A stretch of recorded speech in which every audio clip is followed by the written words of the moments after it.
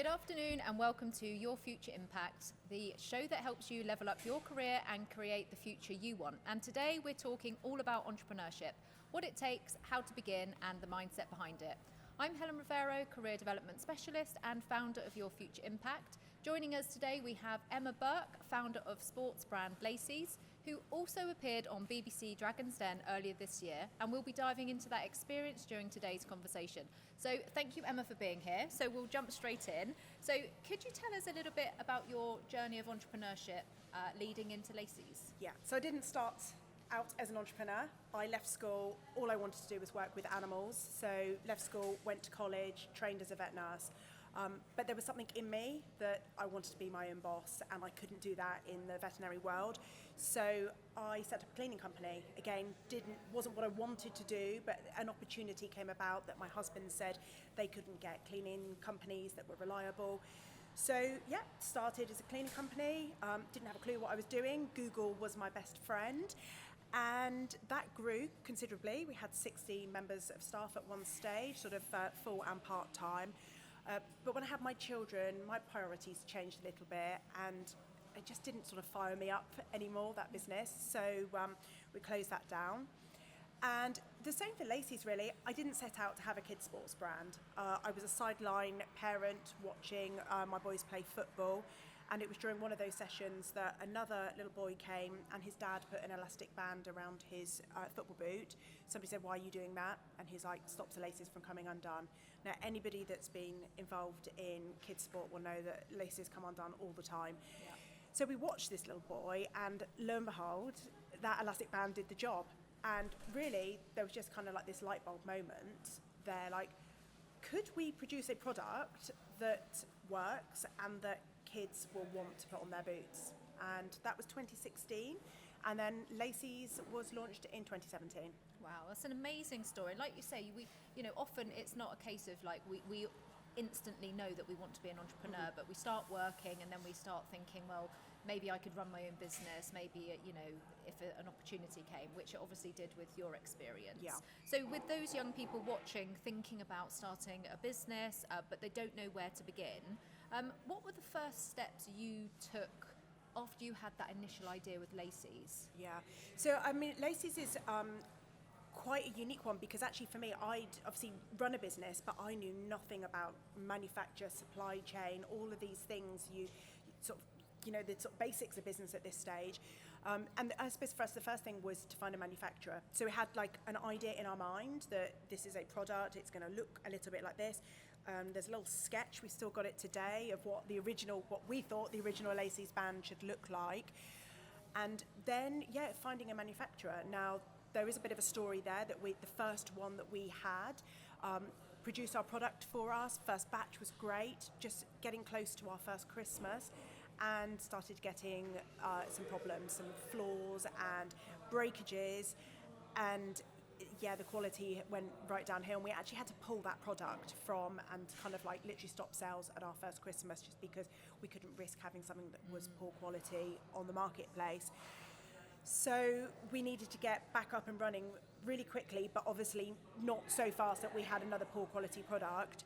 And LinkedIn was actually where we went to at that stage. So kind of put an SOS out on LinkedIn, and somebody then referred us to this kind of like site where manufacturers were. We were able to pick up the phone, speak to somebody, fly to their offices, which were near Leeds, have a conversation at a desk, and it all worked out well. They're still my manufacturer to date. Wow, it's amazing, isn't it? And we often talk about, or I do with young people, talk about the value of networking and asking for help, like you said that you did on LinkedIn and things like that, because like you say, when you're an entrepreneur or you start your own business, you don't have all the answers. And I mean, searching for a manufacturer, I would have no idea. So what was how did you do that? What was the skill behind it, do you think? I think you've actually sort of hit the nail on the head. It's asking for help. And I think that sometimes we're a little bit too scared. We think it might be a silly question, but actually, from my experience now, people that are in business are always willing to help somebody, even if it's just to answer a question or to say to somebody, "Can I have 5 minutes of your time? Can I buy you a coffee?" People that have been there and done it, the answer to them is so simple, and you might have been kind of like building this thing up in your mind that, oh, this is a huge problem, and actually it's not, because there's somebody might know somebody, and even if they don't know, they might know somebody else in this, like, this wonderful network that we have nowadays of being able to just tap into other people's knowledge. Yeah, absolutely. I think, it's like, don't be scared. Don't be scared to ask a question. And talking about being scared, I mentioned Dragon's Den at the beginning and the introduction. So tell us a little bit about your experience of being on Dragon's Den earlier this year.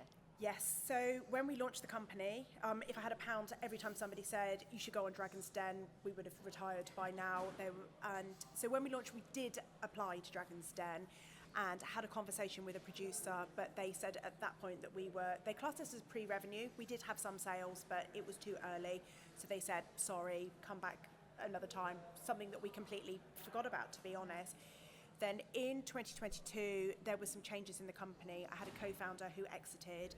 So I thought, why not? I may as well just apply again. So I filled in pretty much the same application form that we'd done before. And then, again, didn't think anything more of it until the spring of 2024, when I was just about to sit down for dinner, last check of the emails, and there was an email from a BBC producer asking if I wanted to have a chat. Wow. So had the first conversation, which was about an hour long, and at that stage he was like, yeah, we'd love to put you forward for an audition. That's done on Zoom. But it was very short notice. I think I had like 4 or 5 days to to prepare for the audition, and I was travelling overseas. So at that point I was like, no, sorry, it's too soon. But thank you. And they said, if you change your mind, always give us a call. So I went overseas. I was in the hotel room, television with about half a dozen channels, put one of them on, Shark Tank came on, American version of Dragon's Den. First pitch came on, silicone product. My product's made from silicone. I was like, I think somebody's telling me. So I came back, made the call. Again, even shorter notice, and I think I had a couple of days for the audition. About a week later, they said, yeah, we want you on the show, but you've got to pass due diligence. So it was like a wedge of information they required. Every claim you make with your business, they need you to back it up. All of your IP, so your intellectual property, all of your financials, they need to see it and corroborate that it is what you say it is. And then I heard no more. So again, I knew they were filming, and I thought, that's it, they don't want me. And then one Wednesday evening, I got a telephone call from the senior producer to say, we'd like you to come up to Manchester next Monday. So it was less than a week, but it was quite a frantic prep time. But yeah, maybe that's the best way to do it, isn't it? Not too much thinking time. Yeah, there wasn't enough time to get worried. But the main thing is you said yes. Said yes and did it. And yeah. you did it. Yeah, you've got to put yourself out there, for sure. Absolutely. And again, networking, putting yourself out there, saying yes, figuring it out later, I think is really, really important. Well, congratulations on being on Dragon's Den. That's incredible. And I think it had a massive impact, didn't it, on the business? Yeah, it's given the brand so much credibility, and we probably haven't got time to go through everything that's happened since then, but the doors that have been opened just from other people seeing the brand on national television has been incredible. And people say, would you do it again? Yeah, 100%. I would do it again. Amazing, because you got the investment, didn't you? So that's the main thing. So let's just move on to sort of technology and AI, because I think that's a really important topic. Young people are worried about how it's affecting jobs and careers. So how would you say that AI is affecting your business? Sort of the good and the not bad, but Yeah, we'll start with the positive. I mean, every week there's a new bit of AI tech that comes out that you can implement into your tech stack that can either improve productivity, can reduce timing with some things. So inventory planning is a massive one for us, and that's been really great that we've now got sort of a piece of tech that can kind of like look at all of our past sales and kind of give us a bit of a feed of what's going to happen. If we look at the more sort of negative side of it, so I work very, very closely with a freelance marketer, and quite a lot of the roles that she did with me, does with me, I should say, SEO, blog writing, email marketing, AI has sped up some of those processes of some of that content creating. But what we've done now is we've sat down and said, okay, so we know that AI can do some of your jobs, but what it can't do is to have like the human touch. So what we've decided to do is up level that. Let's just create loads more blog content, but let AI reduce the time that it takes, whilst you then just add in the human touch to it. Now, we use a piece of software called Gorgeous that captures all of the social comments, reviews, anything that's said about our brand gets captured into Gorgeous. So we can then take that information and then retell our story using the content, the user-generated content that we've received. So we're keeping, we're a community-led brand. We're keeping that kind of community feel and that human feel, but just using that technology to speed things up. Yeah, and I think it's a really nice compliment, isn't it? Sort of efficiency, but keeping that human touch, I think, is important with any AI and technological advancements and evolution. So you mentioned sort of your freelancers. So for those young people that might be watching, thinking about freelancing, what is it that you look for when you may be contacted by a freelancer?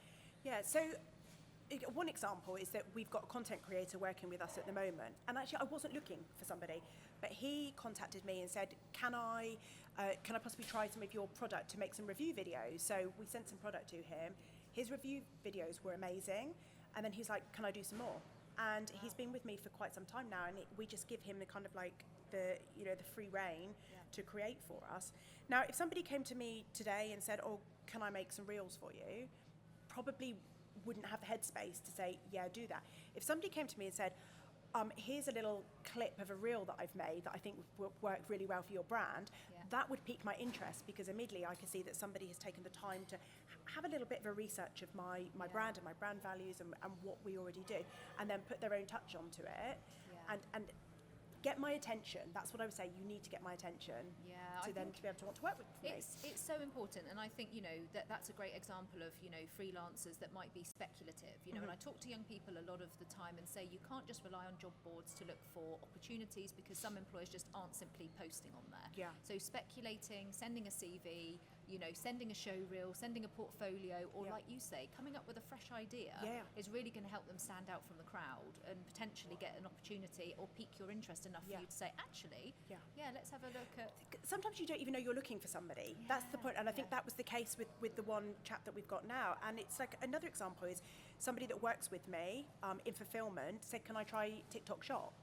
And I was like, do you know what? I don't know much about it. You go for it. This month, TikTok Shop is our second biggest revenue stream for the business. And that was just by somebody going, can I try it? Let's give it a go. Like, why not? I love that. And that just goes to show, when we think about like always learning, we can't, you've only got certain capacity, I have as well. If somebody comes along that has got those fresh ideas, and young people generally have got loads of ideas, coming forward and putting that in front of you, I think is a great thing to do. So that is amazing. Thanks for sharing that. So let's talk about, what advice would you give to a young person now if they feel a bit overwhelmed or unsure about starting their own business? What piece of advice would you give to them? So I'm definitely not one to procrastinate. If you've got an idea, just do it. I don't write all the business plans. I'll probably get lynched for saying that on camera, but that's not me. It's got you this far. That's amazing. I would just say, just go out there and talk to people. What you say, someone will go, actually, that's a good idea, but have you thought about doing it this way? So I would just say, just communication's key. Talk to people that you know and trust, especially if it is an idea you think somebody could pinch. But just keep talking, keep networking, and there are so many people out there that will help you. Getting a mentor is like, if you are actually then taking that next step, I would say just find somebody that's done it and that's willing just to give you a little bit of their time to help you. Usually just having a mentor, it just prevents you from making the same mistakes they've probably made half a dozen times themselves. And how do you, with regard to sort of finding mentors, where would you say is a good place for them to look, or where did you find yours? That's actually such a great question, and I see that a lot of people go, oh, well, I need a mentor. And I just think really look for people that have been in a similar or same industry as you, that might have exited, might have a bit more time on their hands. But even people that you just look up to in that respect. There's so many different mentors, and I think you have to kind of differentiate between a coach and a mentor. A mentor's just there to help you really not make mistakes and and guide you, whereas coaching is completely different.